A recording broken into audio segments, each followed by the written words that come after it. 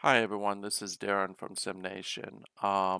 Just wanted to continue the Zero to Hero series. Of course, this is a series where I take one of the worst teams in the SNCFL and I take them over at the season flip. So all I have the time to do is staff hiring, recruiting, and training camp, and I try to turn them into a playoff team.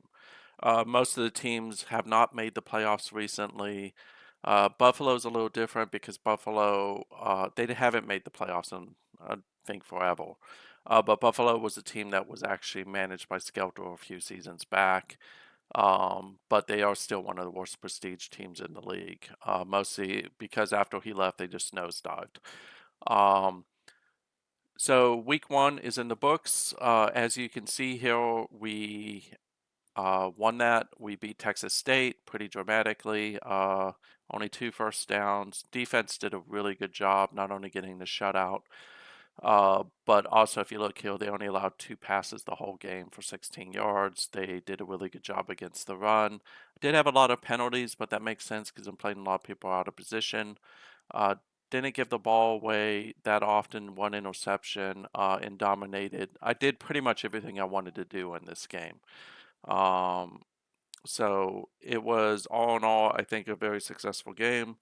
It's something that I'm pretty happy with. Berman, who is my freshman quarterback, did well. Not very happy about the run, so I'll need to tweak some things, maybe fix some things, but the defense really did well. You can see sacked a lot of times, got a lot of pressure, got some pass defenses, got an interception, and again, that 2 of 24 is pretty good. Playing Louisville this week. We'll take a look at Louisville's game here in a second.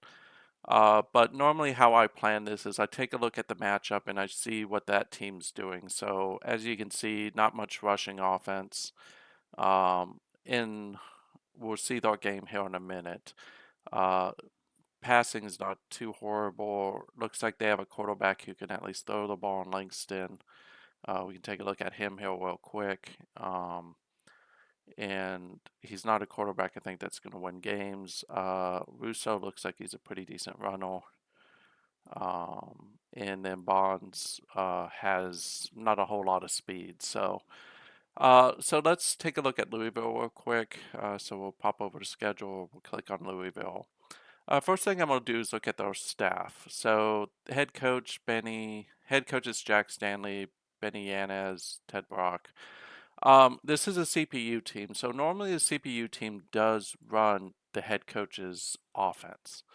So in this case, it's a run first spread. Uh, Power formation means he's going to run up the middle a lot. Dink and dunk is a short passing attack. We'll see if that holds true when I look at his playbook. Not his playbook. When I look at the game against Texas. 4-3 defense. I can't really do much with this other than he runs a 4-3 defense, which generally would tell me um, I want to run outside if I run. And then there's going to be a lot of linebacker coverage, so I should be able to exploit that. Let's look at this game against Texas. They lost. Now, the challenge with this game is they were losing most of it, so I'm not sure this is going to be a good indication of the offense, other than the fact that I should be able to see a large part of the passing game in the for what they have in the playbook for the coach. So when we look at this, this is generally gives you the idea of what's in someone's playbook, especially as you go through the season. You'd be able to look at each game, start to get an idea. I'm not entirely confident. So normally what I do is I add these up, 50 out of what, 86, and then that tells me generally how much I think that they are going to be passing the ball. And if I want to go even further, I can go from there, but 50 out of 86 is roughly 59% of the time to throwing the ball. So let's just round that up and say 60. And the other 36 is basically a run. RPOs are not entirely running, by the way. It's just I treat them like a run. And by the way, it didn't do really well. So we look here, 20 out of 36 will kind of give me, and I have a calculator. I'm not doing this off the top of my head, by the way. Will tell me that roughly 55% of the time they're running it on first down. And then I could just go down and do that. But I think what it's telling me is they're going to throw the ball more than they are going to um, run the ball. Here I can look at these. Now, I know what a lot of these plays are. You may not if you're just starting. But this is a short pass, short pass. A lot of short passes, dive rights. Those are up the middle. Skinny post is more, I think that's a medium to long if I remember correctly. Core flats. He's throwing a lot of short passes, so I'm going to focus in on the short passing game. I'm not going to be able to tell much about his defense because it doesn't give you the defensive plays. It's something I wish that they would allow you to at least see. But what I can also see is that his pass defense may not be all that good. Now, I am going to look at his roster, which I can do, just to prove to you I'm not in as commish. That tells you. Um, but what is he? So we already looked at Langston. I want to look at his receivers real quick and get an idea. So while Bonds caught most of the passes, I think this is the guy I got to worry about. This dude's pretty fast. He's got good hands. So keep that in the back of mind. If I decide to key on someone, I'm probably going to not key on Bonds. I'm probably going to key on Gibson. And let's just see how Gibson did.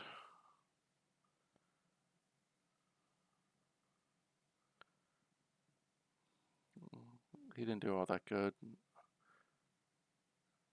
Previous seasons. This looks weird. Why does this look weird? 120.63.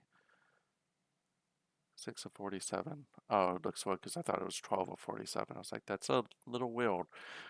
Sorry about that. I had a momentary brain lapse. I can throw the ball pretty much with reckless abandon. He doesn't have good cornerbacks. His safeties, I got to worry about Kessel. Linebacker wise, he's running a 4-3. Again, I don't think I need to change much in my offense because nothing here actually scares me. What is his offensive line like? We're looking here I don't know who the starters are yet. I didn't actually watch this game. Normally I do that. But what I'm seeing is if I want to, I can overpower him relatively easy. Speed is not all that good. I can speed him too. I think Barreto is Barreto's the guy I got to worry about. So, okay, enough about that team. Let's go to our team.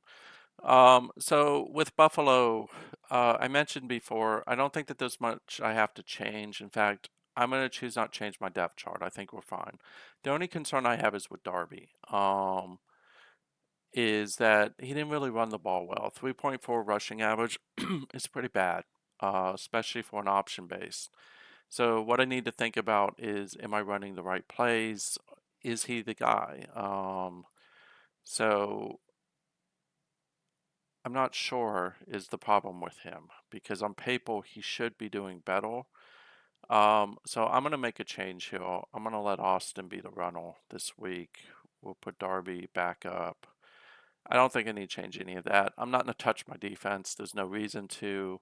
Don't need to change up my starting quarterback. Don't need to change anything else because generally it was good. This is what we're going to run again this week. It's my spread option. I'm not changing anything on defense. I am going to keep the short passing in the blitz. Patrick Fox, all that. I do need to change. We'll leave that. I don't think I want to change anything. I do want to target someone this week. I normally don't target most weeks because I don't think it's all that good, but we're going to choose him. And then in the custom playbook, we'll go over here.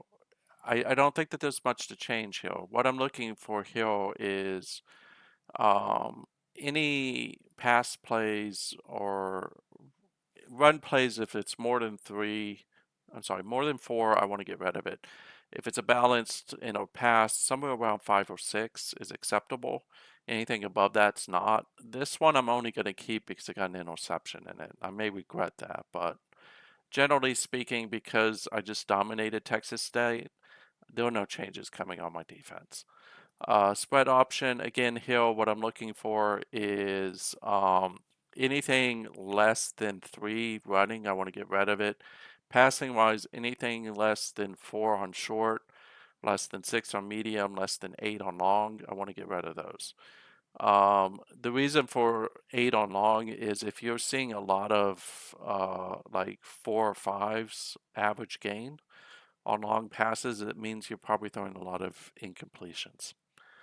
I don't see, again, don't really see a need to change. I could probably get rid of this. If I get rid of this, I'm going to get rid of both. We'll leave it for now because it's only one game. I want to get rid of this though. So, general, again, not going to make much changes this week because of the fact that they did pretty well. So, this week probably is not going to give you a lot of information other than how I do game planning. Again, I go look at the team, I look at the matchup, I see who their coaches are. If it's a CPU team, a lot of times the coach is the playbook they're using. So, if you read the text around the coach, it gives you an idea of what they're doing. In this case, I think Louisville's going to throw the ball short. I think they're going to throw to wide receivers. They run a 4-3 that doesn't really tell me much, give me much, and also what I saw in the game that they played against Texas is they were running multiple formations. They weren't just running a 4-3. So can't really get that. It does look like they were blitzing, and also the problem that I have with the game against Texas is they lost 27-7. It means they were throwing the ball more than often than not, but it looks like that they were throwing the ball somewhere around 55 to 59% of the time. Now here, if I wanted to, I could adjust, take this out and make this like in the 50s and just continue to blitz. But I'm not going to do that because again, I'm coming off a 36-0 win against Texas State. I don't see a reason to change much of my offense. I did change my running back out only because Darby wasn't really doing well. The reason why I'm going with Austin is one, he has better hands, he has better agility. He's a little bit slower, but I'm hoping that I should still be able to do it. I didn't change my wide receivers because I stack well against the cornerbacks based on what I saw of the roster. And in general, I'm not really worried as much about the defense and pass because my people are faster than ours. And that's how I built this team. So, going to keep the vertical option for another week. Probably next week you'll see me trim more, only because of the fact that I'll now have 2 games under my belt instead of 1. So that's it for now. This video probably is not going to help you much because we're on week 2, but it at least gives you an idea of how I approach the game planning and some of the changes I'm going to make. Probably next week's when we're doing week 3, we'll probably show a lot more change, and I'll probably be more focused on moving people around on the roster. I do need to take a look at training real quick. I did make a change. Grant Berman is now still. I am going to focus a little bit on Darby because I think I need to. I don't need to change Ruff. I'm not changing any other schedules. Now, throughout the season, I will actually change this after week 3 to start focusing people a little bit more on what I need them to be better at. So that's it for now. Just want to do a quick video. Hope this helps, and I will at some point either this weekend or early next week put up week 3. Thank you for your time and hope you like this. And if you want to join us at the SNCFL, we do have some open teams. Just let me know. The link's in the Discord.